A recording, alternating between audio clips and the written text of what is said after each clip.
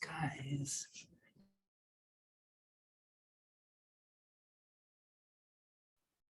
Good evening, Professor. Hi, Hey, Professor. bud. Hi, Celine. How's Xavier? He's good. He's good. Erika brought her little one, so he has competition now for my. Hi, For Professor. sure. Hi, Antoinette. How are you? I hope the car is feeling better. No, I ordered the car part, but I can't believe like when I walked out, like somebody literally like vandalized my car. Jeez. What? Yeah, Celine, I'll text you. That's whack. I'm sorry. It's No, okay. that's so sad. I'm sorry. Yeah, it's You're okay. here. Thank you guys. Wow. So. here-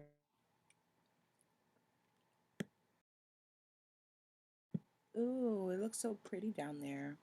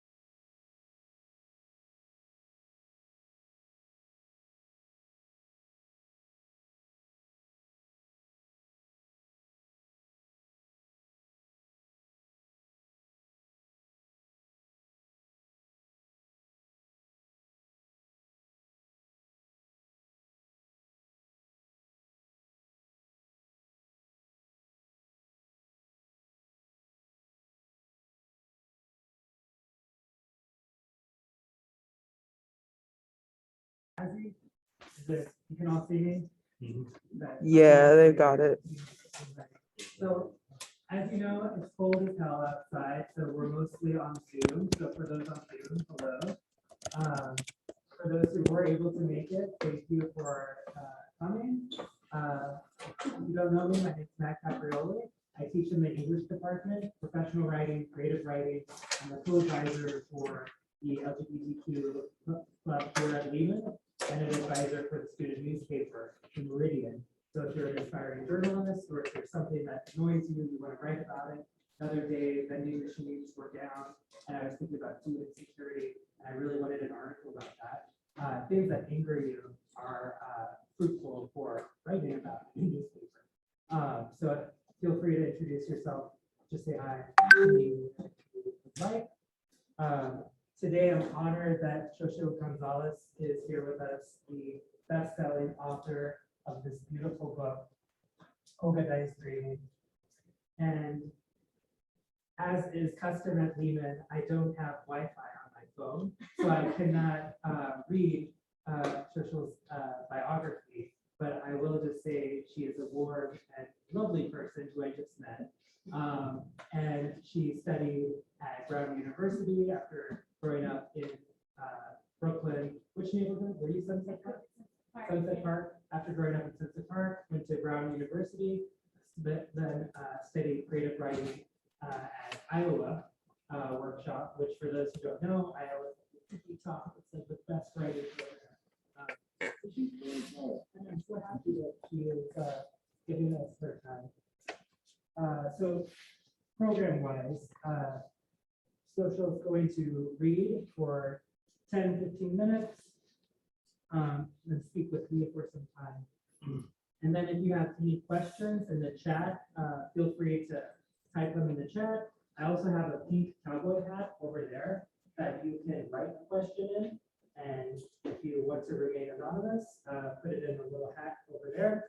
You can also just raise your hand. We'll see how it goes. So, would you like to begin the reading? All right, we don't have any.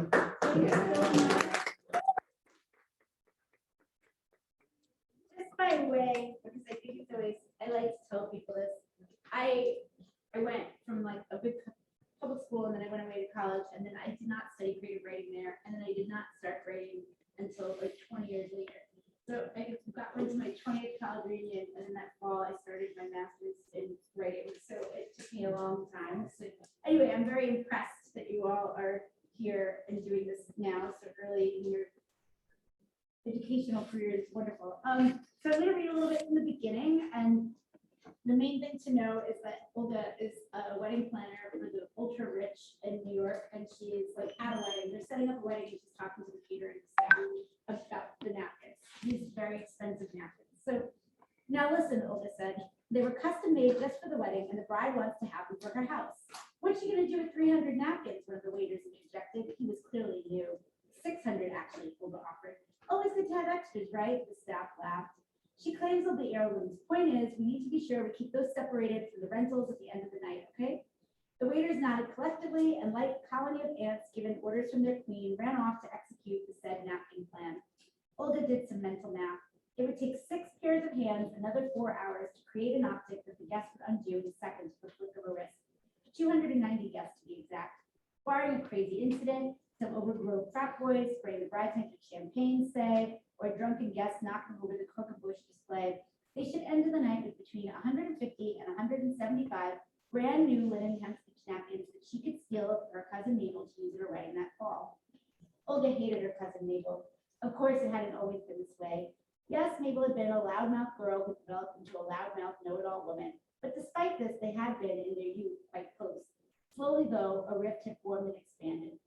Then last year, at age 39, Mabel was concurrently promoted to mid-level management at Con Edison and proposed to by her long-term boyfriend. The combination rendered her inseparable. Olga was only a year or so older, and for the entirety of their lives, Mabel had been in a one-sided competition with her, where action of any sort in Olga's life was interpreted by Mabel as a sign of aggression and met with a, "So you think you're better than me, huh?" Truth be told, for most of their lives, using a traditional American metric for measuring success, Olga was better than Mabel. She had left Sunset park, gone to a fancy college, started her own business, been featured in magazines and on TV, had traveled the world, and gone to dinners costlier than one of Mabel's paychecks. But now with this engagement, Mabel was going to achieve something that Olga never had, being a bride. Never mind that Olga bristled at the idea of third dates, let alone marriage. To Mabel, in this one arena, she finally won, and she was not about to let her victory go unnoticed. On Christmas Eve, drunk on Copito, she waved her engagement ring in Olga's face, repeatedly saying, "Julio got it from Jared, bitch. What did you get?" That's right, nothing. At the bridal shower, her family pressured her to host because she's the one with all the party hookups. Mabel gave a special toast to her cousin Olga, who can help the bride. She just can't get a groom. Olga had taken this in stride, primarily because of finding someone like Julio to be tied to for all eternity was the one contest she would lose to Mabel that she had chosen well. She was equally placated, knowing that when the time was right, she would think of the perfect fuck you gesture to take just a bit of wind out of Mabel's sails on her wedding day. Just the right little something, pedal in her shoe when she reflected on the day. It was during her sixth meeting with Mrs. Henderson, the mother of today's bride, specifically about the topic of napkins, when the idea came to her, and she was immediately filled with delight, knowing that she could strike two birds with one tiny stone. From the beginning, Olga knew the napkins were going to be the thing with this event. At every first meeting with a client, there was one comment casually uttered that Olga filed in her mental Rolodex. That in several months' time, she would spend hours or even collective days dealing with what had seemingly been an innocuous statement or question. So it was when Mrs. Henderson and her daughter came in the first time, and just as they were about to sign Olga's pricey contract, Mrs. Henderson said, "We didn't speak about one of the most important things, the napkins. I do hate when they leave lint on your gown." Olga agreed immediately and waxed on about that and a number of other nuanced considerations regarding linens.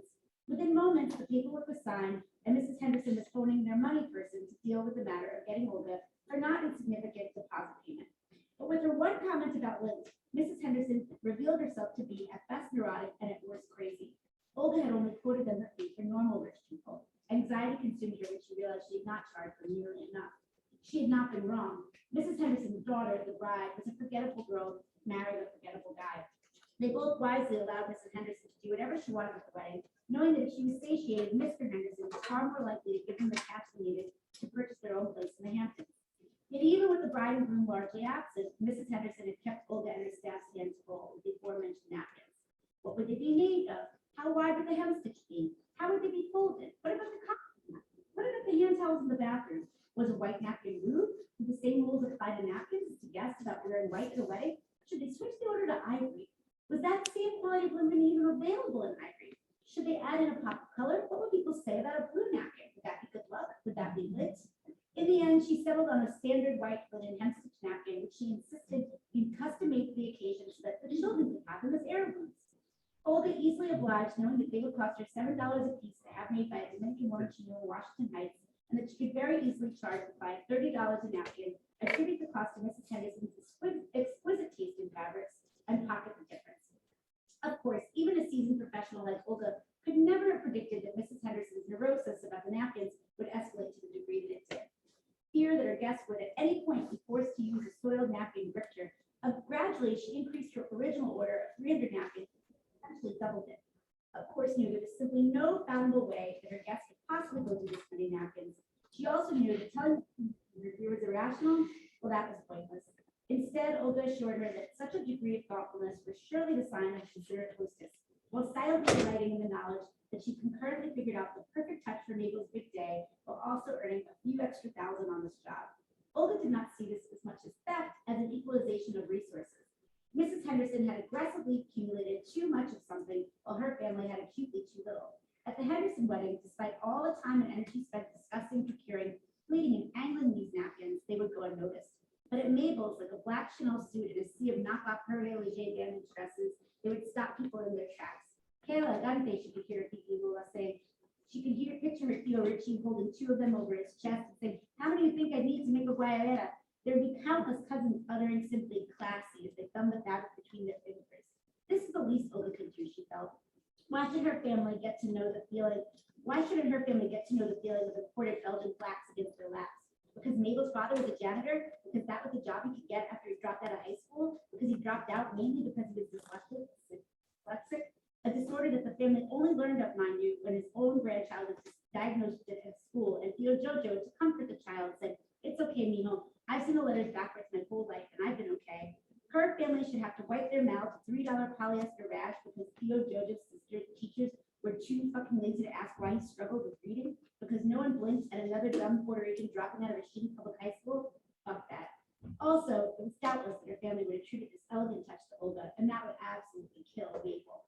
Theo Lola, Theo Richie, Theo Jojo, all of them would immediately know that this was something only Olga would think to do.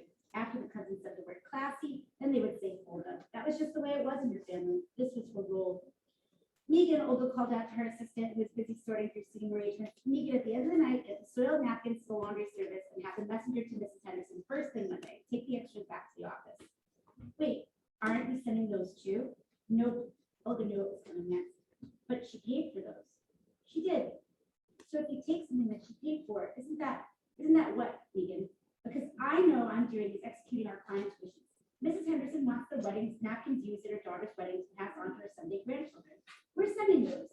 We're not sending her the 100 or so napkins that will sit in a box in the back of the kitchen unused for the rest of the night. Not only is that not what she asked for, but ask yourself why, after she's so happy with the entire thing, would we advertise to her that we allowed her to wastefully indulge in such an irrational expense? Megan was about to say something and then paused. The suspiciousness in her eyes faded and the smile came over her face. This is why you're the best. You are so right. I wouldn't have thought of it that way, but you're so right. This is why I begged my mom to get me this job. Megan was the most effective assistant that Olga had had in a long time. She was also the most annoying, having come herself from linen napkin stock. Her mother, a client of Olga's, hadn't so much asked her to give Megan a job as threatened to take her business elsewhere if Olga didn't. Yet this is not what grated on Olga. No, what bugged Olga was Megan's consistent application of kindergarten ethics to every situation and her genuine desire to be around weddings. Indeed, while the former quality had the greatest potential to cause trouble for Olga, it was the latter that incensed her the most. It would be very easy to enjoy this profession, Olga felt, if turning a profit were any concern. Eager to move on, Olga changed the subject. When does Jan get here? I want to go to the timeline for tonight. He's not coming, Megan said sheepishly. They're sending Marco instead. To handle the mental minutiae of her job and mitigate the risk of complaint, Olga, like many in her profession, had established a reliable stable of vendors, caterers, bakers, and the like, on whom she could rely to execute at the scale and level that her clientele demanded. From this roster, after more than a decade in business, she had a list of staffers whom she could request. Jan, the best floor captain for one of the finest caterers in the city, was on her frequent rotation. He was, in many respects, her emotional security blanket for her toughest jobs. His elegant appearance, soothing demeanor, and unflappable European accent pleased her clients in the front of the house. His first-generation American work ethic, coupled with a robust supply of dirty Polish jokes, pleased her team in the back. She felt a panic at the thought of facing Miss Henderson's protractor without him. What? But I specifically asked for Jan. Marco is fine, but if I ask for Jan, I want Jan. What reason did they give? Megan cowered. I actually never asked. Olga didn't say anything. Her silent turned on her heel enough to let Megan know that that was not the right answer. She took out her phone and texted Jan to ask why he was abandoning her, and then she dialed Carol, the owner of the catering company, to register a complaint. Carol, with all the business I throw your way, I expect you to accommodate my staff request, and at the very least, give a bitch a call if you're going to make a change like this. I really, but she'd been cut off by Carol sobbing. It was all so sudden, she said. Olga dropped the phone. She couldn't deal with this now. Megan, sensing something was wrong, was just standing in front of her with her stupid, naive, eager face. Jan isn't coming to work, Olga said, because Jan is dead. Jan's wake had left Olga even more glum than she anticipated. The mourners gathered at the funeral home at a stucco-faced storefront on the corner of Greenpoint had revealed Jan's rigidly segmented double life. On one side of the room, beneath an oversized framed photograph of Pope John Paul II, sat his mother, surrounded by a gaggle of black-clad Polish women who Olga could only assume were his aunts. On the other side, below an oil painting of a Polish pastoral scene, sat Christian and his team of mourners. A group of once and future cater waiters, nearly all gay boys whom Jan and Christian knew from their 2 decades living together in their Chelsea lockup. Observing them, Olga was unsure who would greet first. She'd never met Jan's mother before, wasn't even sure if she and Jan were close, but her own Catholic out-of-borough upbringing had ingrained in her an unspoken ethical code that required deference to mothers and how strange. The inverse property of your mama jokes. She walked towards the Polish contingent. Mrs. Wojak? Olga placed her hand on the grieving mother's shoulder. My name is Olga. I'm a friend of your son's. I'm so sorry for your loss. Miss Wojak took Olga's face in her hands, kissed her cheek, and whispered something in Polish that a younger woman next to her translated. She said, thank you for coming. She always wanted to meet one of Jan's girlfriends. Oh, no, Olga said gently. She turned directly to Jan's mother and, as one does instinctively when bridging a language gap, raised her voice. Jan and I work together. He catered some of my parties. I planned weddings.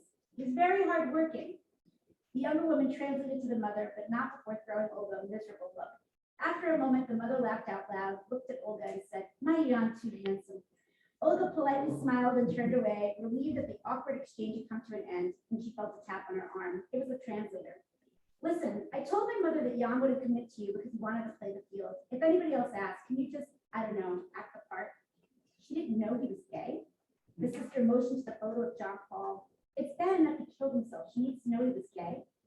"I'm sorry for your loss," Olga offered curtly, respecting the sister's grief enough to suppress her own vexation. The room she saw now was more battlefield than funeral parlor. At stake was the way in which Jan would be memorialized, with fact or fiction. Lest she come across as sympathetic to the enemy, Olga crossed the room where Christian greeted her warmly. "Darling, thank you for coming. I'm so sorry for your loss." Olga truly meant it. She had dinner with Jan and Christian a handful of times over the years, and while she didn't know Christian well, she had a deep affection for him and had delighted in the playful aspects he brought out in the sometimes sober-seeming Jan. She leaned down to embrace him, inhaling him deeply. He smelled of Chanel No. 5, cigarette smoke, and vintage clothes. His scent recalled that of her grandmother, a woman who, even in dire times, would never run low on either Chanel No. 5 or cigarettes. Christian, a cabaret singer who met Jan while working a club together, had draped a black cardigan over his shoulders and paired it tastefully over the thought with a sleeveless cream blouse and a tie collar. In a nod to Jan's Catholic roots, Christian accessorized this with several mother-of-pearl rosary strands. His face was weary, but his elegant demeanor did not appear smoked. Curly said, stepping back, "There isn't anyone sorrier than that motherfucker. Wait until I catch up with him on the other side and give him a piece of my mind, making me sit with his crazy ass family like this." They chuckled in spite of themselves. How is it possible they didn't know he was gay? Olga, people always thought we had an open relationship because I was a hoe, but really I just wanted to give him one place and have nothing to hide. She wondered aloud, was it the secret keeping that killed him, do you think? "Fuck that," Christian said. "Jan was a sad motherfucker. He could get pretty dark. But mainly I think he was scared. A few months back, he found out he was sick. I could never convince that man to get on PrEP. He always had a reason. He couldn't figure it out. He took some chances, tested positive, and I just watched him withdraw. A few weeks later, I found him in our closet." Christian teared up at the thought, but continued, "Isn't that a metaphor and a half? He literally went back into the closet to die. It would be poetic if I didn't know that it was the only practical place in our apartment to do it." Buckle, he said. "So not only was I the one to find this bitch, now I have to think about him hanging there every time I get dressed. The only considerable thing he did was leave a note on the coffee table, so at least I wasn't surprised. I'm 44 years old. I could have had a heart attack." "Are you going to stay in that apartment?" Olga said. "But do you have 10 grand to move?" Christian replied. "Because that's what it takes to get into a new place these days. To rent. To fucking rent. I can't even talk about this now. It'll get me worked up." He sighed and fanned himself, and she gently leaned in to embrace him. Olga rubbed his shoulders. She could feel him shaking as he again began to cry. She hadn't factored in how the stress of money must be multiplying his sense of grief. Cater waitering wouldn't make anyone rich, but with his wealthy clientele, Jan's tip money had surely greased the wheels of their lives. "You know what?" Olga muttered. "I should have brought it today, but I have a tip envelope for Jan that I never had a chance to give him. Probably at least 500. "Really?" Jan's gratuity for the Henderson wedding had of course gone to Marco, but the relief in Christian's voice felt worth the $500. Maybe she would send a little more. They were interrupted by another mourner, and Olga figured it was a good time to pay her respects to the dead. The casket's lacquered white wood and gilded handles gleamed under the soft lights that illuminated Jan. Olga approached, pausing for a moment to take in his physical form one last time. This aspect of Catholicism had always troubled her, the viewing of the dead, a really piss-poor placebo for the matter-of-fact status of his death. She had always felt the Jewish faith got mourning right. There's no pretending there. A quick burial at a time where you can be as grief-stricken as you need to be, without the presence of mirrors, surrounded by family, friends, and comfort foods. The wake struck Olga as a disrespectful farce. It's absurd to think that kneeling before Jan's cold, chemically stuffed body and waxen face was anything like being in the presence of his living self. A self who, if alive, would surely be outside chain smoking, sipping from his flask, and flirting with man or woman. The only thing Jan and the body in this casket had in common, Olga thought, was the suit, which was impeccable. She knelt down with the intention of saying a prayer, but her mind wandered back to his mother, grieving a child she only sort of knew. It's a myth about motherhood, Olga felt, that the time in utero imbues mothers with a lifelong understanding of their children. Yes, they know their essences, this she didn't doubt, but mothers are still human to eventually form their own ideas of both who their kids are and who they think they should be. Inevitably, there were disparities. Some mothers, like Jan's, simply wished them away, no matter how glaring. Others, like Olga's own mother, forced on them with laser precision, feeling confident that with enough effort, the gap could be narrowed. Either way, in Olga's assessment, it was hard turn into feelings of deficiency. Olga knew firsthand how harrowing that could be, how weighty it must have been for Jan to don his mother's version of himself every time he rode the subway back to Brooklyn for a visit, to make sure he didn't let any of his other self slip, fear of disappointing her. She reconsidered Jan's sister, her previous irritation replaced by empathy. She was only protecting the image Jan wanted his mother to have of him. Olga knew that for her brother, she would do the same. As she rose and turned away from the coffin, she ran into Carol, Jan's old boss. Carol had started her catering business out of her apartment 30 years ago and had grown it into a vast and lucrative operation, something that would be almost impossible to do now. She started out doing small weddings, then bigger and ever more prominent affairs, eventually securing the contract for the annual Met Gala, all the fashion week parties, and well, just about every A-list happening in the New York City area. Now, on any given day, they were servicing anywhere from 50 to 100 functions, and Carol seemingly knew the intimate details of each of them. Her business consumed her life and thoughts. All she could talk about were parties and clients and trends and catering and food, and which captains were good and which captains were overrated, and of course, her favorite topic, how to grow a profit margin. And while Olga long admired Carol's business acumen, Carol herself almost rankled her, as she was to Olga, a mirror to the vapid concerns of her own chosen profession. So commerce-focused was she that Olga had been surprised by how absolutely broken up Carol had sounded on the phone. She opened her arms to embrace her now. Olga, Carol explained as she broke from the hug. Oh my God, isn't it awful? Carol, it really is. He was my best captain and a really great human being. Of course, goes without saying, and the best worker. They don't make workers like him anymore, Olga. What am I going to do? We were about to get for the busy season, and you can't imagine how many events I had him on for. Grief can be very disorienting, Carol. No, Olga, this is devastating. We have a private dinner at Agnes Dunn's next week, and she won't let anyone but Jan even look at her wine refrigerator, not even a peek. You can't imagine how particular she is. Olga nodded. She felt her blood pressure rising. He was on all my biggest fall events, Carol said to the side. He had so much to live for. Olga said with a smile, yes, Carol, if only Jan had reached out before he took his life, you could have reminded him what an inconvenience death would be for New York society. Surely that would have given him something to live for. She excused herself without waiting for a response, beelined out the door and onto the street, and she found a taxi and directed it to a local dive bar.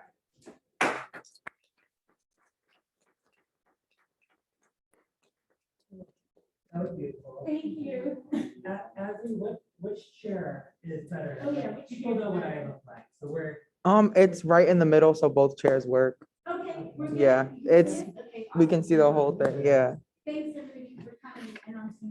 Yeah, that was so, I have a million questions, but I figure, I have seven prepared questions, so it might be more fun if we make it more like interactive. Yeah, cool. I'll ask a question, and then if there's a question in the audience or on Zoom, you can ask.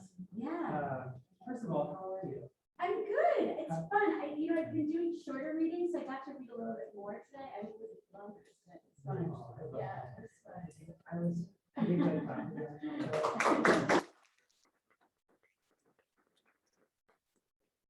So, the first question, this week in Special Topics 364, Writing Queer Literature, we're talking about how others are essential to the writing process. You need co-editors, you need mentors, you need that one friend who tells you what you set them as information. Yeah. And you need that other friend to tell you, no, you're good, like no matter what, to give you that constant, to uplift you. So I'm just curious, who are a few people that were invaluable to you in writing this novel?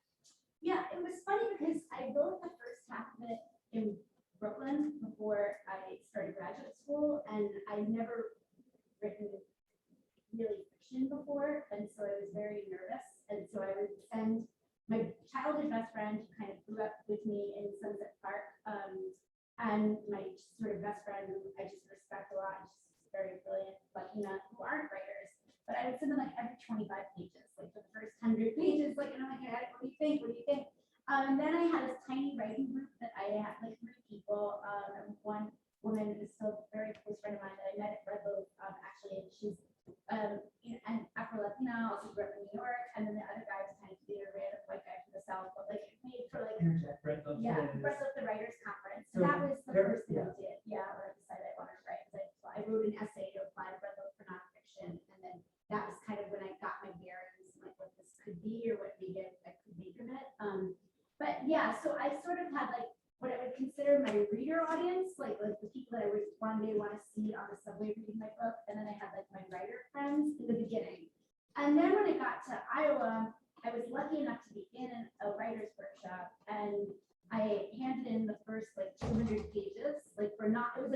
workshop, like where everybody's workshopping novels. And interestingly, like the two readers that I sort of like would say like I glommed onto there that have became my real readers for this were my friend Ife, who's actually never been to New York, not like from Nigeria, moved to the States just to go to graduate school, but I really resonated with what he was taking from the themes, if that makes sense, and he felt like he understood the world building. And then my other classmate was my friend Alonzo, who ended up being like my third. We read it like 3 or 4 times, and he's a queer Black man, and I really appreciated it because at times like there was a period where something wasn't working in the storyline, and he was the one that called me on it, and I fixed it a very different way than what he suggested, which is what I think is the interesting thing about readers is like sometimes they identify the problem, like it's not working, but they maybe don't understand exactly why, and you sort of as the puppet master have to figure out how to address the bigger note, like not the specific note. And so that was definitely like my core team. And then I had my friend DR, my friend Walter, just kind of were wonderful readers that just gave good feedback. And those like, I definitely got feedback from readers that I appreciated. It just wasn't, in the response, I didn't feel the connectedness. Like I think when I felt them connecting deeper with what I was trying to do, like it made me much more open to like engaging with the critiques. If that makes sense. Like, emotionally, yeah. And then my agent, when it came time to actually sell the book, I remember actually getting a little ornery. I love my agent, but that she was like coming back with like things that made it more marketable, if that makes sense. And some of it was good.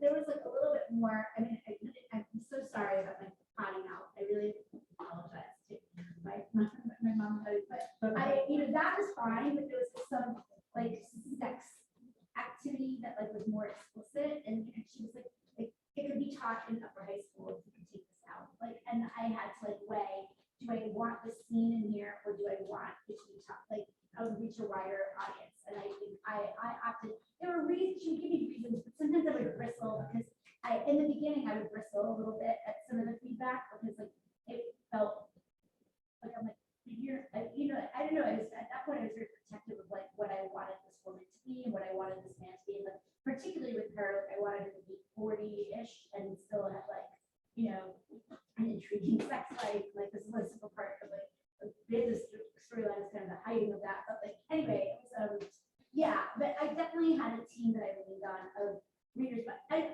always feel like, and I'm working on my second book now, I still have the same two like non-professional readers. Like especially now that I've gone to graduate school, like and it's such like a snot, like I mean I say this in a loving way. It's like a snotty environment. Like it's a public program at a public university, but it's like very rarefied. And my best friend read like the first draft of the first 100 pages of the next second book, and she's like, oh God, there's too much Iowa in here. Get it out of here. Like it's like too like she's like get it out of here. So I think you can get overly clinical, like mechanical in some way, right? Like at one point my last semester I fought with one of my instructors because I was like, is this a master in fine arts or a master's in fine mechanics? Like like whatever. So I think like it's good to have those people that respond to your voice versus like the precision of your sentences or like, oh, your POV slipping. Like sometimes if you are in it, a book can be a hot mess, and if it works, it works. Like it's like so. Yeah. I have like 10 things to say to you right now. Yeah. But I'll stick with one. How did you, so that struggle with your agent, whether to keep in the sex scenes with Mateo, which I believe you did, but kind of. How did you negotiate that? The Well, need to actually, what be I more ultimately just, I think that this is a very politically mission-driven book for me, like, and I sort of decided to lean on personal biography that I don't know that I would have wanted to lean on, except that I thought it was a great vessel to make people get comedy. And so ultimately, like, I kept having to think about why was I writing this book, and it was like to highlight the sort of dual diasporas that are happening because of gentrification and because of like disaster capitalism, and it was like, I'm just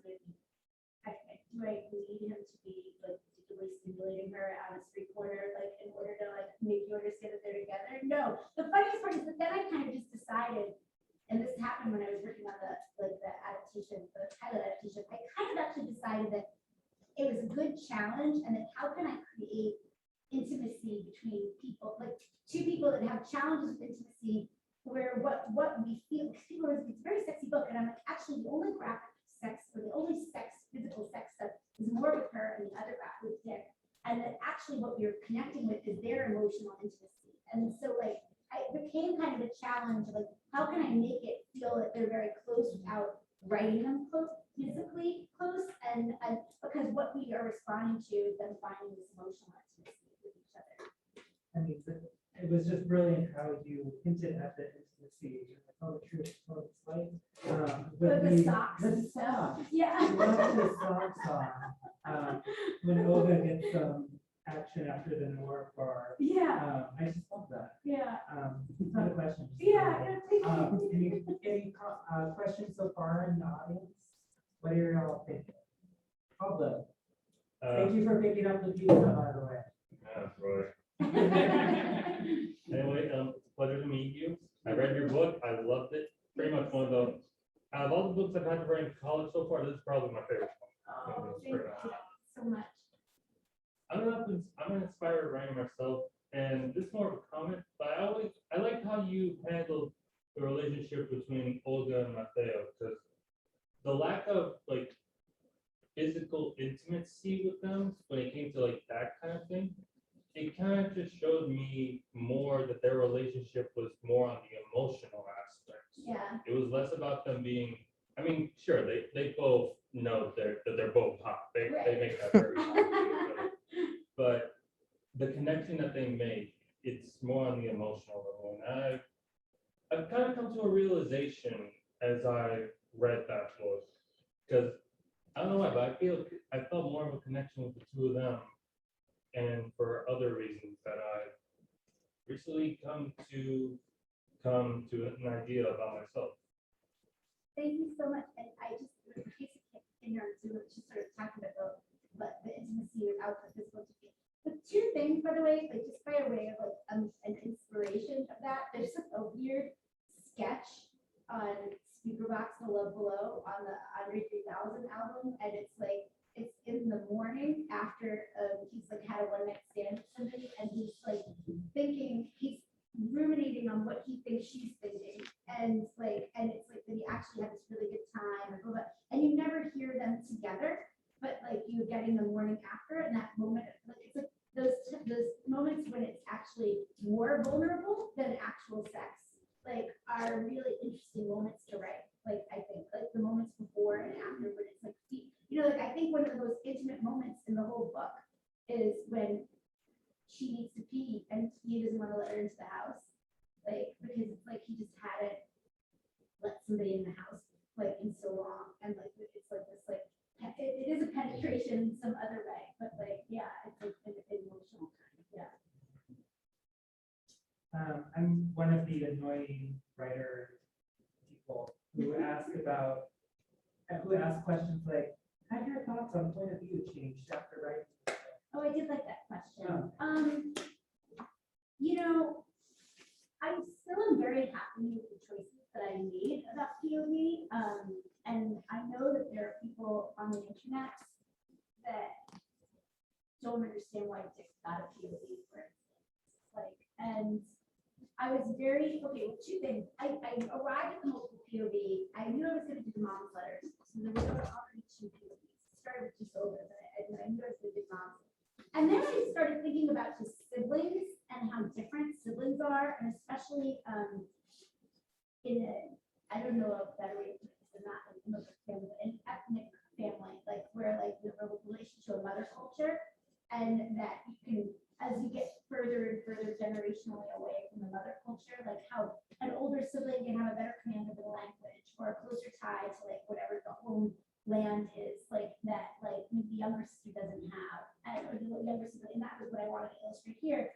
And I also realized that like they would have different thoughts about their parents, and I was like, and I knew the journey he was going to go on, and I didn't want it to just be through her POV, and so like it felt that for a number of reasons it would help you see around what had happened to them. It would also help you understand how he saw his closetedness versus how she saw it, and like that experience in a family. Like, and so I realized that it was really both of their stories and both of their stories in relation to their parents. And and so now I knew they were going to be both babies. And then as I was shaping them as characters, and I realized that they each kind of came to represent more symbolically, like on a larger scale, I was like, Nieto is sort of the like, kind of statehood assimilationist, and Olga represents less a political viewpoint. Like he's like the diasporican, right? Like where it's like coming from a very like American place, it'll all be okay. And she in my mind represented more of just the Boricua, and the mom was like the land itself. And I felt like you couldn't tell the story then without the POV of the United States, and that Dick ends up being symbolic of sort of this ambivalent harm that can happen when you have like a passive harm based on like kind of passive entitlement that you really you're owed something by some place without you want as long as you don't leave like and that sort of thing. So I feel good about the choices that I made. I think now I have to, as a writer, just kind of keep being like, I think it'll be a greater challenge for me to have one book with only one POV.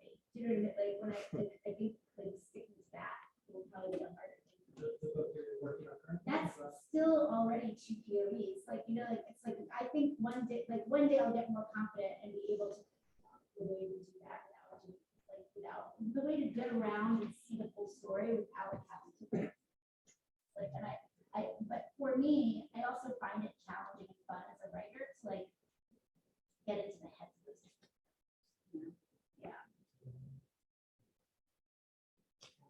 Yeah. We have a question on Zoom. Yvette says, how do you feel writing this book? Did you ever think that it was a little too emotional for you? That's a great question. It's funny because right now I'm like in the middle of like a nervous breakdown of my second book, which is like seemingly less biographical and yet way more emotional somehow because like it's like delving into stuff that nobody knew. Like this, a lot of it was like all my friends or people that had met me over the years knew like my mother had been, my parents had been activists, like my mom like left me with my grandparents, like like the bait, like I was a wedding plan, like anything you can find on the Googles, like it was kind of there. And I've been in therapy a lot for a lot of these issues. So it was harder to like write to truth. Does that make sense? It's not just convenient lies that we tell ourselves about things like, and I think like in the process of Olga being called out by Mateo, like I had to like get further with like, but what is really happening? Were you a bit like, how do you feel about like being abandoned? How do you feel about this? So I do say like the latter part of the book, like when you get to like the assault and like that, like after like she sort of her mother kind of reemerges and then you get into the assault. Those are very dark days of writing. Like I was even just the entire hurricane sequence was very dark and hard to write. And I know one of your questions about research, but I tend to research as I am going. Does that make sense? Like because I don't want to get bogged and try and sound historic. Like I don't want to seem like I'm like footnoting and stuff. Like it's like let me get what I need in the moment and then like sit on it for like a day and then like go in with what I absorbed and then like I fact check myself. Like I didn't ever know, so I can go back and make sure I didn't like screw something up. But like I don't want to sit there and be like, you've got to get these statistics in. Like the only time I did that was with Pedro's speech at the end because he would have done that, right? Like, but so it's to say like in the emotion of watching the hurricane, like after like when the character's going through trauma, like I have felt deep trauma, like but I try to like shake it off and like the problem now that I'm like kind of doing a lot of things is like so sometimes I have to go away for 3 weeks just to make progress and like and you don't want to waste time so you're kind of in the mix. Like I was away all February working the second book and by the time I came back I was like somebody hug me and tell me a joke. But I think if you're doing it right it should feel emotionally hard. Like it should. It is an art form, and I don't know. The one thing that's screaming from the rooftops is like it's an art form. And art is about accessing truth. And so if you're not feeling somewhat pain, I don't know that you're accessing the full truth. Like like it's not. It should be temporary pain, not forever. The title, I believe, is informed, or it takes its title from Pedro Beatriz Puerto Rico first published work. We're gonna read that after, like, next week. But could you talk about when did you encounter that poem, how it informed this book? I wish we played it earlier, because when you read it, it is so powerful. Yeah, it's so And, powerful. So I'm just curious, the title, the poem. Well, so it's actually really funny. Okay, my second book takes place in college, and so I've been going through my journals to remember how I thought in college. It's hard to strip away 20 years of like armor, like to remember how you feel when you're first experiencing hard things. Like I was like, oh, let me bring out my old journals, and I had brought Mas to college to speak for like Latino History Month, like as a like the college sponsors speakers, and he gave me that poem.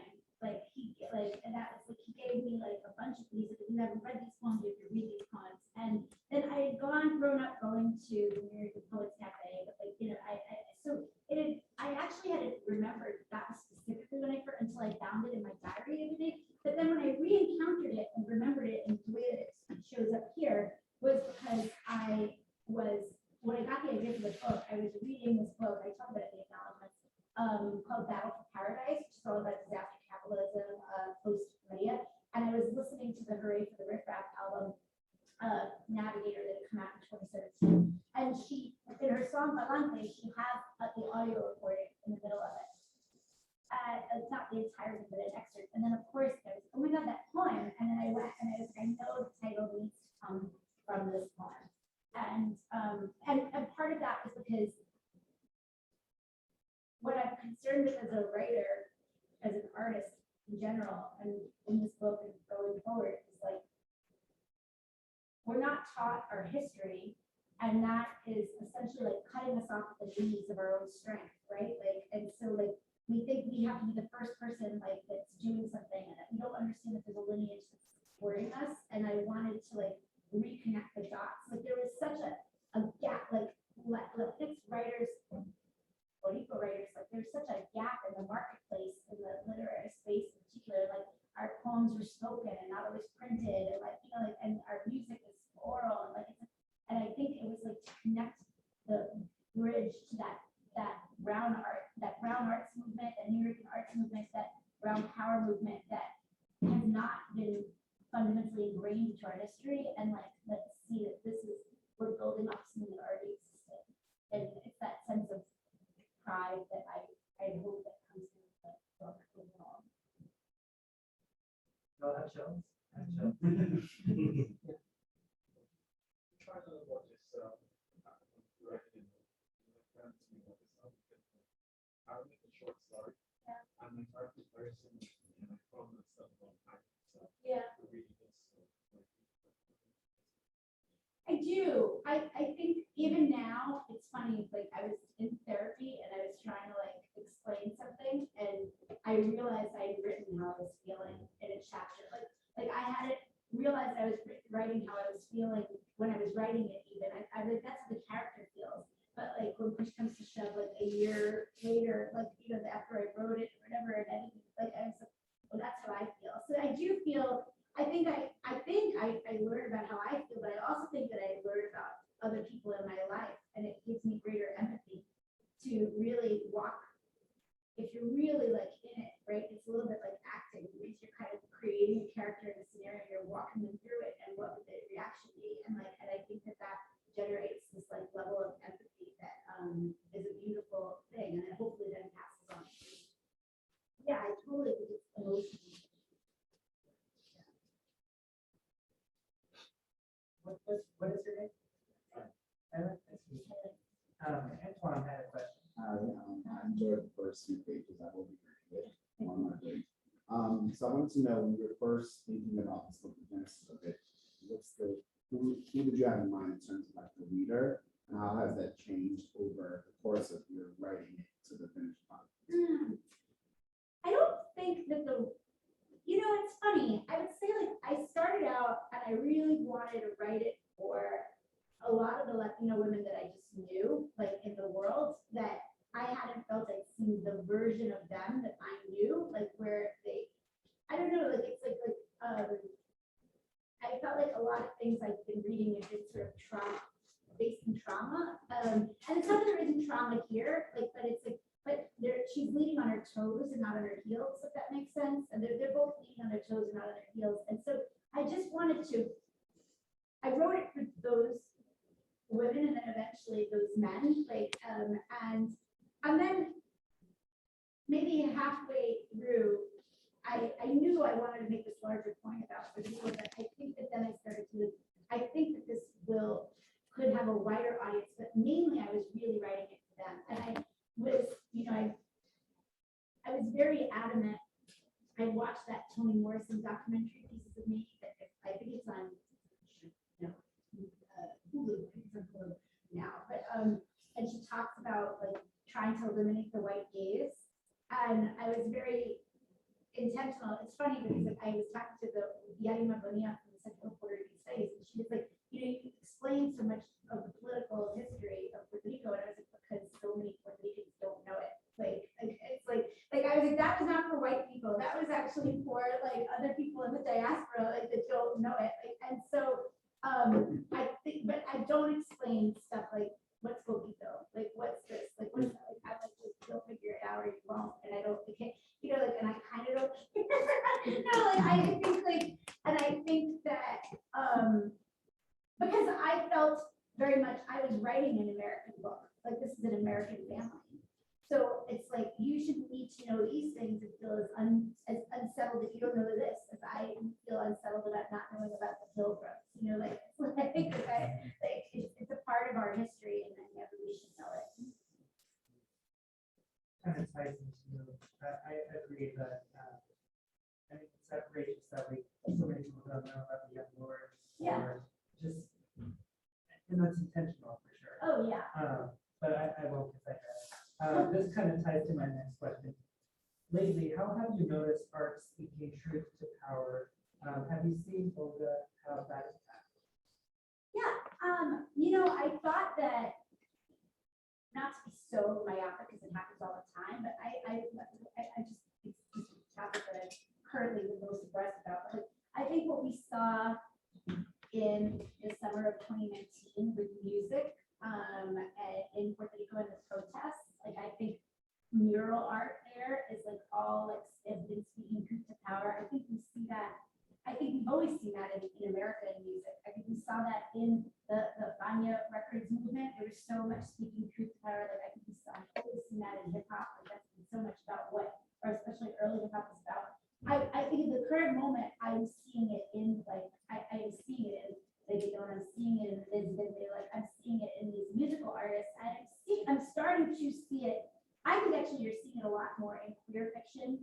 Like I think like that I doesn't see it. I think the one thing that I would say, like I was thinking about this question, and looking at that on the way over here, is I do, and about Olga, is it speaking to the people that need to hear it? I don't know. Like, or is it speaking to people that agree? I don't know. Like, because we're so siloed now. Like, and it's not that I don't think art can do that. I think that I worry that we don't access it. So I think it's been interesting. Like, with Olga, I've seen so many random book clubs, like, white ladies in Tennessee or like whatever. And I just imagine that there's a certain liberal bent that they would even pick up the book, but like I think there's a certain change of mind or of awareness. I don't know. I think it's funny. I always said, I'm always like, I can't believe like if you get to the end of this book, like, if I was Tucker Carlson, I'd be outraged. I don't think that's reading this book, so I don't know. Like I think that's not to dismiss the power of art. I think you see that. I just do wonder that sometimes the way we consume culture now is so siloed. Like let's say, like in that I don't know that it always pushes past in that way. I do think where I felt very good about it is like I've had lots of women and I've had lots of Latinx men come to me and say that it's given them more confidence. Does that make sense? Like more confidence, more pride. And that in a way is speaking truth to power, because then if you if that slowly creates acts of rebellion around assimilation or around like containment of your own narrative that will slowly create change. So I don't know that it happens in the most obvious way, but like just because of the way we consume culture now, you know, like it's like when I was a kid, it was like literally nobody had cable and we had 5 channels. Like so it's like if something was on TV, like the Cosby Show, like I just watched like when you talk about Cosby, the Cosby Show like expanded worlds because everybody had to like everybody was watching it. They were always ready for us to be watching us. I just don't know if it's just the most direct way that I used to think of it as. I will say, I think it's an incredibly lasting way against to work against like Oh, whitewashing. completely. I also think I will Even say. here, there are some people who have said that it's changed their lives and then who did not know about the S words and now know. I think that it changes people, like, I think it changes hearts, like, I think it's like, I don't know, I guess like speaking truth, I'm always, because my mom was so like a militant activist, like, I'm always like, unless you're laying across like a dean's floor, like doorstep, you haven't spoken truth to power, so I do think like, you know, it's funny, it's given me more confidence, sorry, as a very brief aside, I'm doing an event for my own alumni organization, and the woman organizing it, very nice woman, said, how do you know? I said, well, I want to do it with Dean Rodriguez because she and I knew each other at Brown. And she said, how did you guys know each other? And I was like, racism. I was like, there were 60 of us, like we all knew each other. Like, no, and I was like I don't know that I would have said that the same way like 2 years ago, but I'm still like, I don't care. It's probably like, I'm just gonna be very frank about it. Yeah. Okay, sorry. Is there a question on the audience? Yes. Can I ask about how was your experience when first getting in Haven? Yeah, mine was really unusual. Like, so I had had a blog when I had my wedding planning business, and somebody had suggested that I try to turn it into a book. And so I had queried nonfiction for like commercial projects. Does that makes it like about like, you know, wedding planning or whatever. And I queried the woman that ended up becoming my agent, and then coincidentally we met in an exercise class locker room. Like, and so like, and it was one of these weird things. She said, I remember your writing. She's like, you were great writing, but it was like kind of dark humor, and it was not good. Like, it wasn't good for the time. And then I sent her like the first 100 pages, and then I met with a couple of other people, but she was the person for me. So, you know, it's an unusual. I don't know if it's the most helpful story, but it was like I had done that process, and she liked my writing, but didn't necessarily think the topic at the time was right. And I think that the only thing that I will say to take away from the story is sometimes you query it and you don't get like responses. It doesn't mean, or positive responses, it doesn't mean that it doesn't mean with your writing. Sometimes it's like the agent might not know at that moment that how to take it to market. You know, there's a commercial business, like, so, you know, but the difference between when that happened in 2012 versus when this happened in 2019 was a whole universe of change in the world, right? Like you could have a dark book about wedding planning. Yes. Hi, so I studied, or you know, we reviewed your book for us, and I enjoyed the short chapter on the border, and I like that. Well, I was kind of surprised, but she got me hooked when she invited the border to her house. Yeah. Yes, and that part really got me. I enjoyed it. But I want to ask you about reality TV. Yes. So when you were writing that chapter, was it you really speaking? How was that?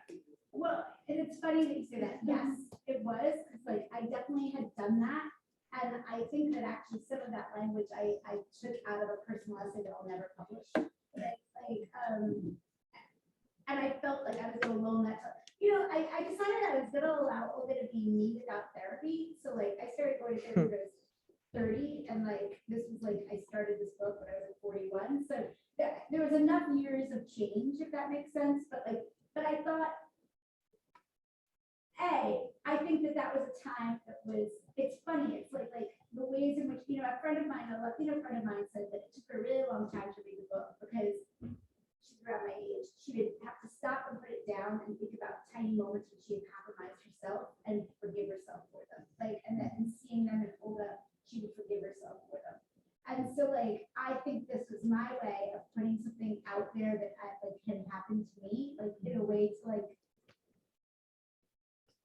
help do that. Like, I think that we can borrow biography, like, from ourselves in ways that we give it.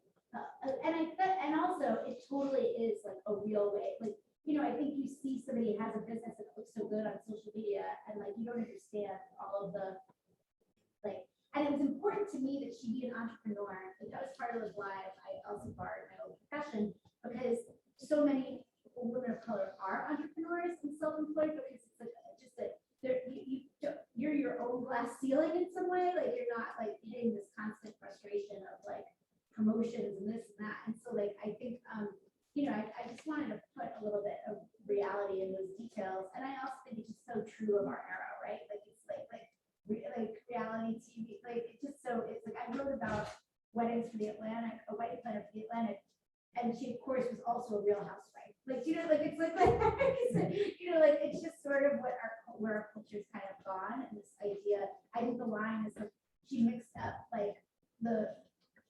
the American dream of fame with the true American dream of wealth, right? Like, and she never make that mistake again. Yeah.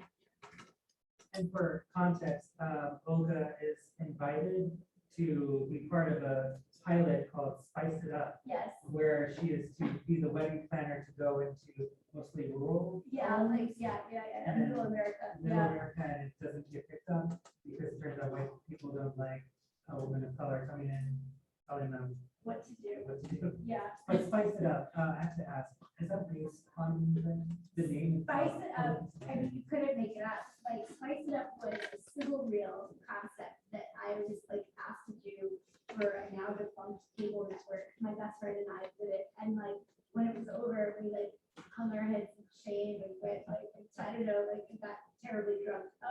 Yeah, no, and like, it's like, you know, you don't realize it's gonna be as bad as like when you see it, you know, like, and it's turned into like a joke between us. Like, we're like, you know, it's 'cause, like, sometimes because I am so passable, I get invited to be on a lot of committees.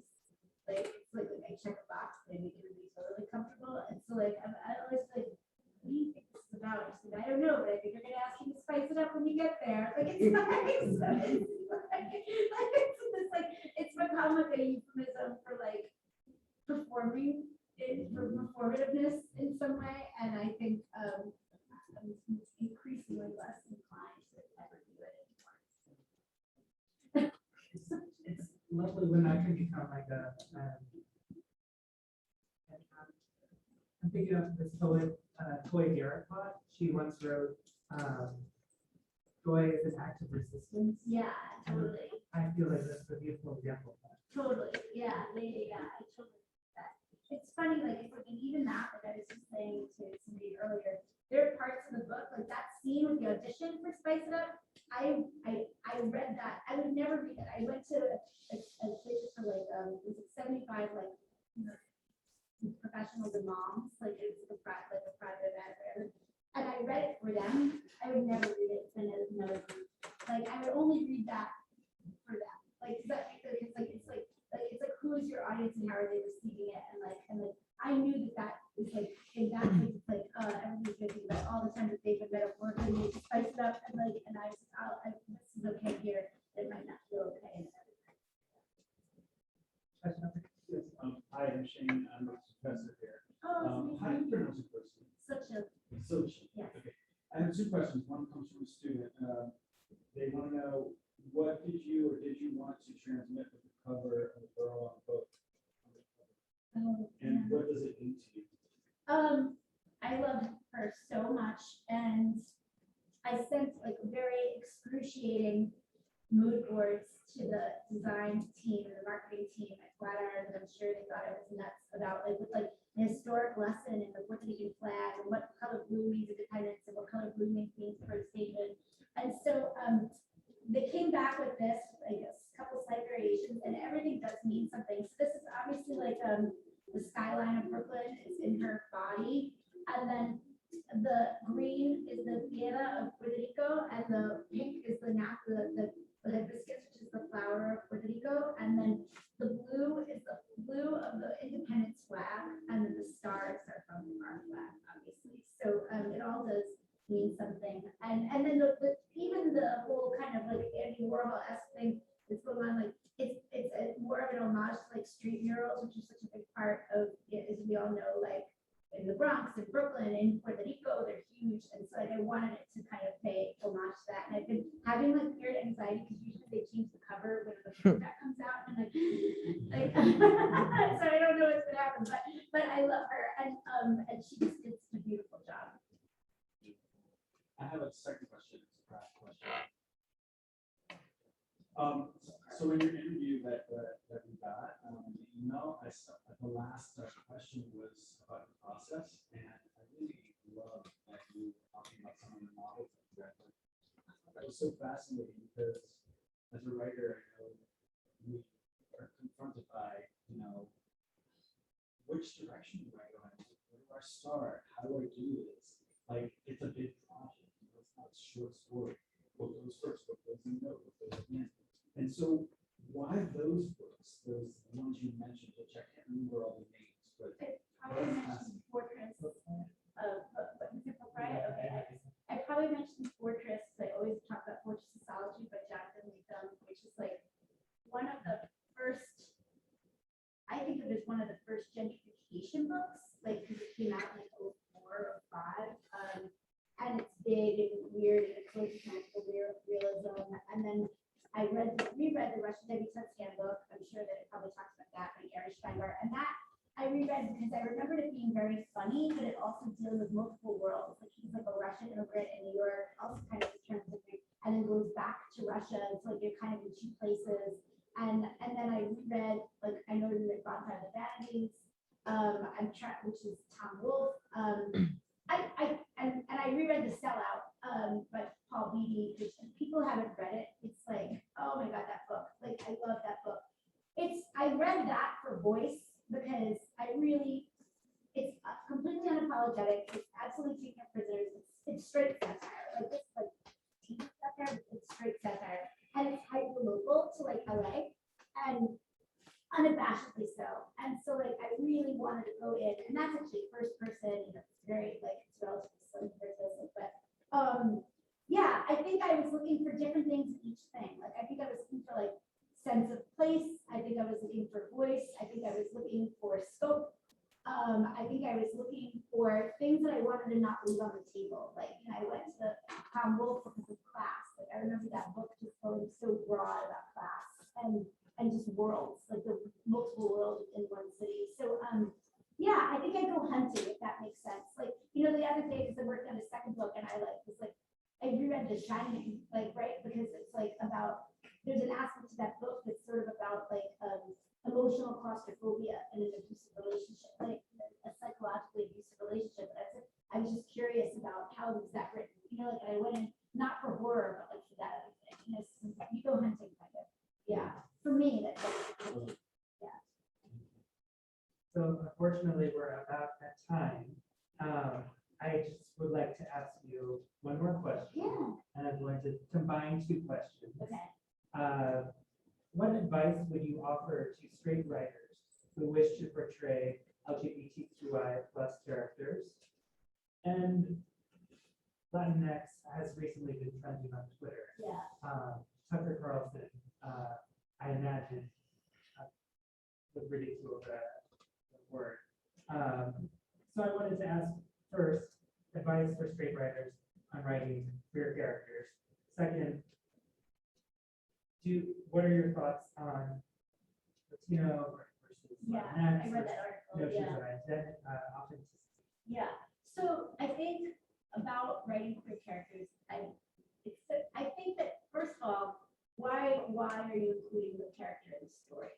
And I felt I couldn't write about my community without writing queerness into it, because I think that I've never grown up around New Yorkers, Latinos in New York, like, where there's not been spoken or unspoken queerness in the mix of things. And I wanted that to be a part of the conversation. I thought it was an important part of the conversation. So therefore I knew I had to have these characters. So I would just say, like, is it imperative to the story? It's funny because like, I've been having grappling with the same thing in a different way. If I went to college in the mid-90s, and it was an extremely heteronormative time, like extremely heteronormative. And it's like, again, I don't know that there's going to be a queer character in that book because makes sense. Like there might be hints at it, but like I don't know that it makes sense. So it's like, why does it need to be there for the story? And then other than checking a box that you want it to feel relevant to a current conversation, I think that then you're already starting on the wrong foot if that's the case. Because I don't like, I think inclusion is about heart, and you're going to find your readers. Like if it's, I think if you are coming from that space, like I've been surprised at how many of my gay male readers leveled up more than Skepto. like I know like it's so interesting, but like, but I'd say, and then I think it's really like, you know, a lot of this came from conversations that I've had with friends over years, right? Like gathered conversations and just about struggles and specific like ideas and dots that get connected, whether they're right or wrong. And so like, I think that then having readers that will be honest with you if it's not there, you know what I mean? Like if you're not getting it quite right. So I don't know that I could have, I don't think if I hadn't known many men and women like Litho and Lola, I don't think that I could have written them. Like, yeah, but I think that I suppose there's a certain amount where you can go out and talk to people. Do you know what I mean? Like, and talk to people. And I think that that is, yeah, I would just say like it should rely not just on your made up feelings. I think it should rely on conversation, but like authentic conversation. And knowledge. For me, it didn't feel like a research mission. Does that make sense? Like it's like it was just kind of organic throughout the course of my being a 42, and it also felt necessary, and it also felt like I could have a base. I was very open to people telling me like, this is too much happening. Like he doesn't have enough space here to deal with the fact that he's like coming out of the closet. You know, like I was like, no friend told me that. There's not enough, he doesn't have enough air time here to deal with this. And I was like, okay, and I was, that's great. No, you know, like I went back and I fixed it in a very different way than I think that I thought, but like, but I fixed it. You know, like I needed to give him that space. And that's when I wrote that whole scene where he's like lying in his apartment and it was on the drive, you know, like, and I love that chapter now so much. But it was not the emotional truth I think I was able to get to just by, and also it's like, what are we talking about? We're talking about why do you not feel like we're able to be who we really are? And that's like universal. Like what? Like I think that's part of it too, is like getting at what's the fundamental universal. Sorry, that's okay, Latinx. No, that's beautiful. Yeah, and I poorly articulated my question. It was as writing deepened or challenged in knowledge of some of the terms we encountered in class, like heteronormativity, intersectionality, notions of authenticity, and lately Latinx versus Latino. You know, it's a very complicated. It's complicated. I would personally say like I am 40, almost 45 years old, so I grew up and everybody's like, you're Spanish. And like literally that's what everybody said in New York. Like it's like, and then it went from that to like Hispanic to like then Latina.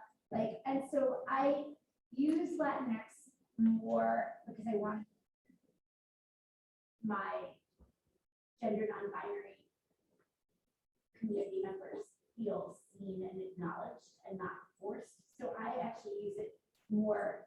I personally cringe when I hear white people say Latinx. Like it's like very like it's sort of like it's so awkward. Like it just sounds so awkward. But I understand the beauty of it. And so like, you know, now I notice that people are saying like Latin more. And so I you know, I go with the flow. And I think one of the things that somebody said was in that article that you sent me that I know the class read is like I use a bunch of different things. Like I think I use it, and I think that I use a bunch of different things in writing. I tend to say Latinx, and if I'm talking about myself, I tend to say Latina or Latinos, like because it comes off my tongue just a little bit more easily. But I was mainly conscious about it being inclusive to everyone. And I think in terms of like, I don't know, I think I was very proud of the book because I didn't set out to be like, I'm going to write an intersectionally feminist book, but I think it was like, I'm going to write a book that's pro them from a perspective of a Latino woman, right? Like, and for men, like ultimately, like you can't help but start to deal with their money, their family, their children or lack of children, their partners, their brothers, their siblings, their communities. Like that is part of the journey that you have, like you're a part of so many other things. I think you were going to ask the quote, like that's part of why I picked the Marie Gestapo epigraph. Like it's like you're a part of everything. read the epigraph? Oh, yeah. There are two beautiful epigraphs that the novel opens with. I am myself plus my surroundings, and if I do not preserve the latter, I do not preserve myself. And that is for Jose Ortega de Gasset. And then the second is the price of materialism is lies, and Lehman College, and he was the author. So it was important to me to like have one of their quotes. Yeah. So I think, I think it hasn't deepened it.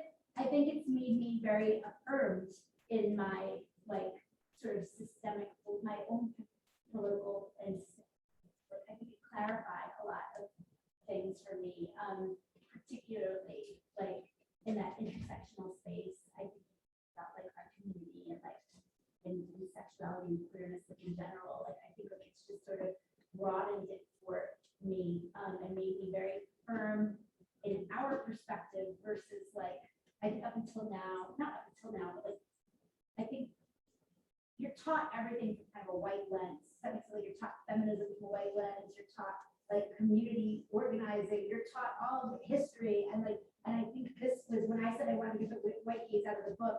I somehow stripped that gaze out of my own life, like in some funny way, and that's been a really empowering thing.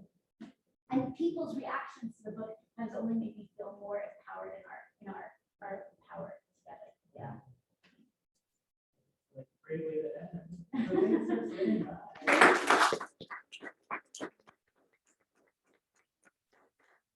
Thanks for coming on Zoom and there is a recording. Okay, beautiful. Look at our-